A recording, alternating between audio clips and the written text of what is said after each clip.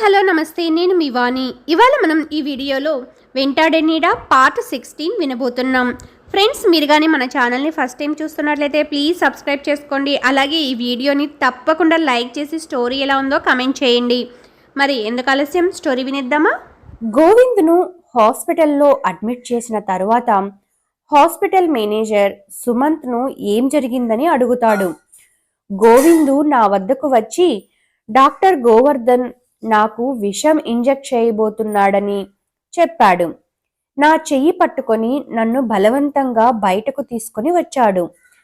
అప్పుడు అతని చూపులు మామూలుగా లేవు, ఏదో మత్తులో ఉన్నవాడి చూపుల్లా ఉన్నాయి.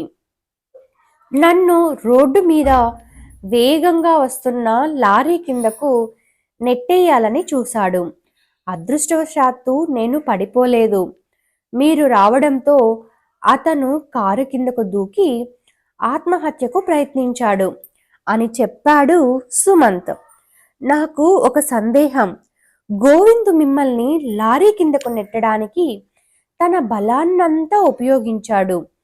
మేము దూరం నుండే అది గమనించాము. కానీ మీరు ఎంత మాత్రం కదల్లేదు.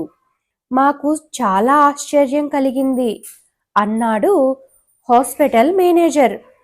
నాకు కూడా అదే అర్థం కావడం లేదు. నిజానికి నాకు ఒంట్లో చాలా నీరసంగా ఉంది. గోవిందు నా చెయ్యి పట్టుకొని నన్ను బయటకు సులభంగా లాక్కొని వెళ్ళాడు. కానీ అతను తోసినప్పుడు నేను స్థిరంగా ఉన్నాను. ఇది ఖచ్చితంగా దైవానుగ్రహమే. మా మామయ్య శంకర శాస్త్రి నా కోసం పూజలు చేస్తున్నారు. ఆ ప్రభావమే నన్ను కాపాడి ఉండవచ్చు అన్నాడు సుమంత్.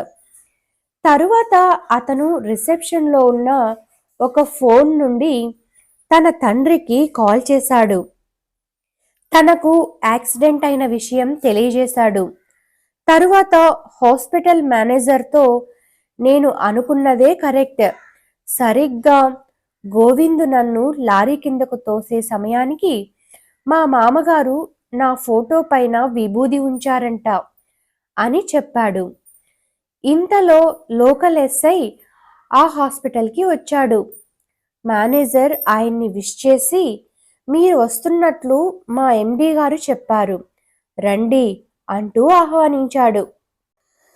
తరువాత ఆయనకు సుమంత్ను పరిచయం చేశాడు. ఆయన సుమంత్ని విష్ చేసి, నా పేరు శ్రీకాంత్, ఈ ఏరియా ఎస్ఐని, జరిగిన విషయాలు నాకు చెప్పండి అన్నాడు. హాస్పిటల్ మేనేజర్కి చెప్పిన విషయాలే ఆయనకి కూడా వివరించాడు సుమంత్. ఆయన నవ్వి, డాక్టర్ గోవర్ధన్ పాయిజన్ ఇంజెక్ట్ చేస్తాడనే భయం గోవింద్తో బయటకు పరిగెత్తేలా చేసింది. అదే ప్రాణభయం గోవింద్ మిమ్మల్ని కారు కిందకు తోసినప్పుడు పడకుండా ఆపింది. అంతకు మించి దైవశక్తులు లేవు, దెయ్యాల మాయలు లేవు అన్నాడు. అలాగే అనుకుందాం. కానీ గోవిందు ఎప్పటిలా లేడు. ఏదో దయ్యం ఆవహించిన వాడిలా ఉన్నాడు. పైగా అతను నన్ను లారీ కిందకు తోయడానికి కారణమేముంది? తాను ఎందుకు చనిపోవడానికి ప్రయత్నించాడు అని ఎదురు ప్రశ్నించాడు సుమంత్. మిమ్మల్ని చంపమని ఎవరు అతనికి డబ్బులు ఇచ్చి ఉంటారు. హాస్పిటల్ మేనేజర్ సెక్యూరిటీ చూడడంతో దొరికిపోతానని భయంతో కారు కిందకు దూకాడు. నాకు ఒక విషయం చెప్పు, నీకు గోవర్ధన్ అనే వ్యక్తితో పరిచయం ఉందా అడిగాడు ఎస్ఐ శ్రీకాంత్. ఉలిక్కి పడ్డాడు సుమంత్. ఆ పేరు వీళ్ళకెలా తెలుసు అని ఆలోచిస్తున్నాడు సుమంత్. నా దగ్గర దాచకుండా చెప్పండి మిస్టర్ సుమంత్, ఆ పేరు గల వ్యక్తులు మీకు తెలుసా అడిగాడు శ్రీకాంత్. నాకు యాక్సిడెంట్ జరిగిన రోజు మేము ఒక మామిడి తోటలో పార్టీ చేసుకున్నాం. ఆ తోట మా స్నేహితుడు హేమంత్ వాళ్ళది. దాని మాజీ యజమాని పేరు గోవర్ధనం. ఆయన మనవడి పేరు కూడా అదే గుర్తు చేసుకుని చెప్పాడు సుమంత్. అతనితో నీకు పరిచయం కానీ విరోధం కానీ ఉన్నాయా అని అడిగాడు శ్రీకాంత్. లేవు నమ్మకంగా చెప్పాడు సుమంత్. పోనీ మరెవరితోనైనా గొడవలున్నాయా అడిగాడు ఎస్ఐ శ్రీకాంత్.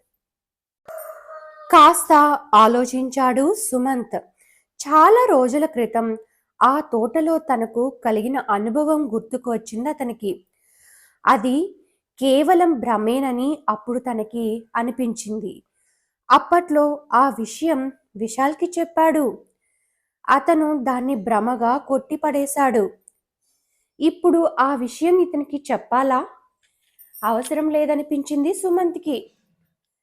అతని తటపటాయింపు చూసిన ఎస్ఐ, ఆ మామిడి తోటకు సంబంధించి ఏదో మిస్టరీ దాగి ఉందనిపిస్తోంది. అక్కడ హైదరాబాద్కు చెందిన సిఐ కిషోర్ పైన ఎవరో గోవర్ధన్ అనే వ్యక్తి దాడి చేశాడని అక్కడి ఏసీపీ ప్రతాప్ గారు మా ఏసీపీ గారికి చెప్పారట. హైదరాబాద్లో వికాస్ అనే ఇన్కమ్ ట్యాక్స్ ఆఫీసర్ భార్య పైన కూడా దాడికి ప్రయత్నించిన వ్యక్తి కూడా తన పేరు గోవర్ధన్ అని చెప్పాడు. చెబుతూ ఉన్నాడు ఎస్ఐ. ఆయన మాటలకు అడ్డు వస్తూ, వికాస్ నాకు తెలుసు, నా బెస్ట్ ఫ్రెండ్, విశాల్కు అన్నయ్య అవుతాడు అతను చెప్పాడు సుమంత్. ఆ విశాల్ నంబరు గుర్తుంటే చెప్పు, గోవర్ధన్ గురించి అతనికి ఏమైనా తెలుసేమో కనుక్కుంటాను అన్నాడు శ్రీకాంత్. స్పృహలోకి వచ్చాక ముందు విశాల్ కోసమే ట్రై చేశాను, స్విచ్ ఆఫ్ అయినట్లు వచ్చింది, అయినా మీరు కూడా ట్రై చేయండి అంటూ నంబర్ చెప్పాడు సుమంత్. ఆ నంబర్కి కాల్ చేశాడు శ్రీకాంత్. అటువైపు ఎవరూ లిఫ్ట్ చేయలేదు. మరొకసారి ట్రై చేశాడు అతడు. ఈసారి ఫోన్ లిఫ్ట్ చేసిన వ్యక్తి వికృతంగా నవ్వాడు. ఎవడ్రా ఈ గోవర్ధన్ని డిస్టర్బ్ చేస్తున్నది? కోపంగా అడిగాడతను. గోవర్ధన్, నేను ఎస్ఐ శ్రీకాంత్ని. నువ్వేనా మామిడి తోటలో సిఐ కిషోర్ని అటాక్ చేసింది అడిగాడు శ్రీకాంత్. నేను నీకు దొరికాక గోవర్ధన్ పేరుతో ఉండే కేసులన్నీ నా మీద బనాయించుదు గాని నీకు చేతనైతే ముందు నన్ను పట్టుకో. ఆ గోవర్ధన్ ఎవడో సిఐ మీద అటాక్ చేశాడన్నావు. నేను ఎస్ఐని లేపేయలేనా? నేను శంకర్ శాస్త్రి పని పట్టాలని చూస్తున్నాను. దమ్ముంటే నన్ను ఆపు అంటూ వికృతంగా నవ్వి కాల్ కట్ చేశాడతడు. శ్రీకాంత్ తిరిగి కాల్ చేసినా అతను లిఫ్ట్ చేయలేదు. ఇంతలో చలపతిరావు పంపిన కృష్ణాపురం గ్రామస్తులు ఆ హాస్పిటల్కు చేరుకున్నారు. సుమంత్ క్షేమంగా ఉండడం చూసి సంతోషించి పలకరించారు. తరువాత వాళ్ళు ఒక అగంతకుడు శంకరశాస్త్రి డ్రైవర్గా వచ్చి మర్రి చెట్టు దగ్గర కారు ఆపడం, అతని చేతిలో సుమంత్ ఫోను ఉండడం, చెట్టు కొమ్మ విరిగి దీక్ష మీద పడబోవడం మొదలైనవన్నీ ఎస్ఐ సుమంత్కి చెప్పారు. ఎస్ఐ వెంటనే వాళ్ళ దగ్గర ఆ గ్రామ సర్పంచ్ నంబర్ అడిగి తీసుకున్నాడు. అతనికి కాల్ చేసి చలపతిరావు ఇంటికి కాపలాగా కొందరి పోలీసుల్ని పంపిస్తున్నట్లు, పోలీసులు వచ్చేదాకా కొందరు యువకులను సహాయంగా ఉంచమని చెప్పాడు. నా ఫోన్, విశాల్ ఫోన్ కూడా ఆ వ్యక్తి చేతిలోనే ఉన్నాయి. నా మొబైల్ అతని దగ్గర నుండి మా మావయ్య లాక్కున్నాడు చెప్పాడు సుమంత్. విశాల్ దగ్గర ఇప్పుడు వేరే నంబర్ ఉందా?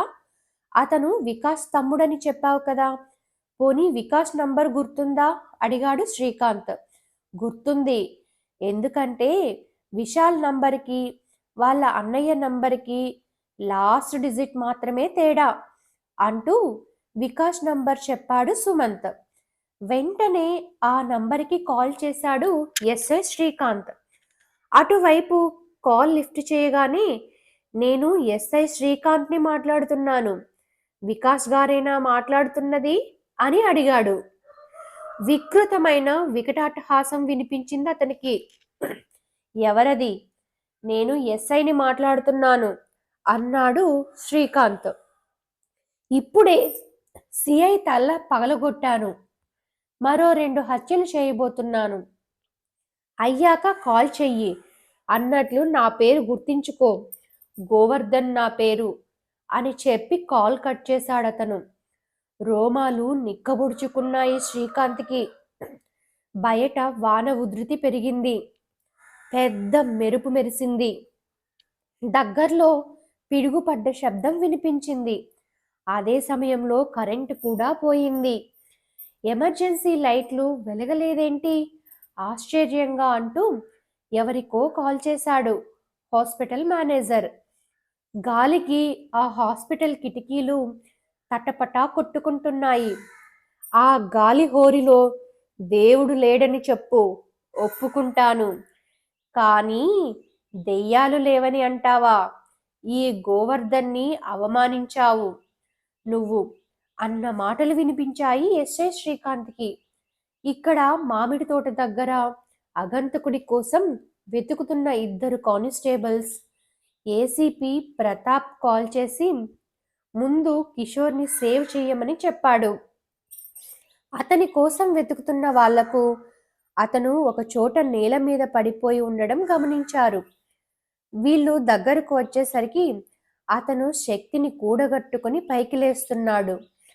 అతన్ని సమీపించిన వాళ్ళు, సార్ మీరు అలా ఆ చెట్టు కింద కూర్చోండి, ఒకరు మీకు కాపలాగా ఉంటాం, మరొకరు ఆ గుడిసె దగ్గరకు వెళ్తాం అన్నారు. నో, నాకేం పర్వాలేదు, ఇద్దరు గుడిసె దగ్గరకు వెళ్ళండి, ఆ డాక్టర్ ఫ్యామిలీని కాపాడండి, ఇది నా ఆర్డర్ అన్నాడు సిఐ కిషోర్. చేసేది లేక వాళ్ళిద్దరూ గుడిసె వైపుకు వెళ్ళారు. ఫ్రెండ్స్, ఇంకా స్టోరీ ఉంది. నెక్స్ట్ పార్ట్ నేను త్వరగానే మన ఛానల్లో అప్లోడ్ చేయడానికి ట్రై చేస్తాను. మీరు కానీ మా ఛానల్ని సబ్స్క్రైబ్ చేసుకోకపోతే ప్లీజ్ సబ్స్క్రైబ్ చేసుకోండి, అలాగే లైక్ చేయండి.